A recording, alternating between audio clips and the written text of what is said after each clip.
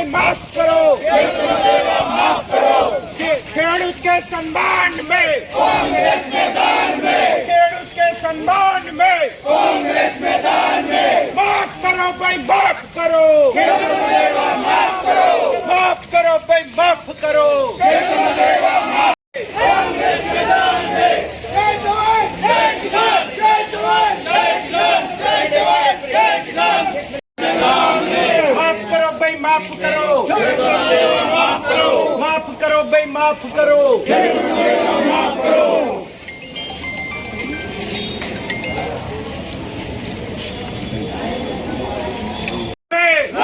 मैदान में खेडूत के सम्मान में मैदान में माफ करो भाई माफ करो, माफ करो भाई माफ करो, जय जवान जय जवान जय किसान।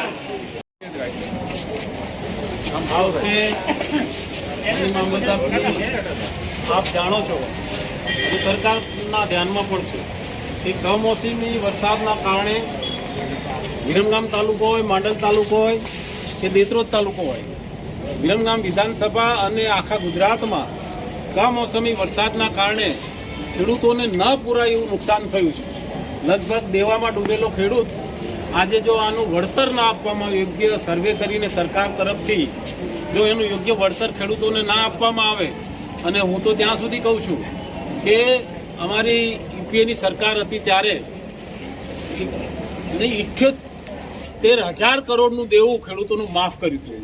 ત્યારે અમારી તો માંગણી છે આજે ખેડૂતોના પ્રતિનિધિ તરીકે, કોંગ્રેસ પાર્ટી તરીકે, કે ખેડૂતોને જે કંઈ નુકસાન થયું છે એના ભાગરૂપે સંપૂર્ણ દેવું ખેડૂતોનું માફ કરવામાં આવે એવી અમારે બધાની માંગણી છે। સાહેબ ખેડૂતોની ડાંગર લગભગ 80% નિષ્ફળ, 80% ડાંગરની ખરીદી માટે બધાને માંડલ જવું પડે તો અહીંયા વિરમગામ સેન્ટર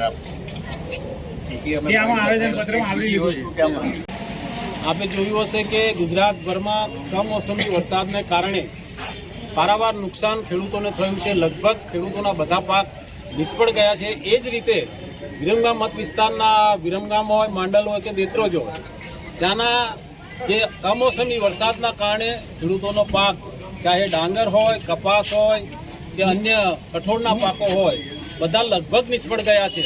ત્યારે કોંગ્રેસ પાર્ટી તરીકે અમારી માંગણી છે કે જેમ યુપીએ સરકારમાં 78,000 કરોડના ખેડૂતોના દેવા માફ કરવામાં આવ્યા હતા, એમ ખેડૂતોના સંપૂર્ણ દેવા જો માફ કરવામાં સરકાર તરફથી નહીં આવે તો ખેડૂતો દેવામાં ડૂબી જશે।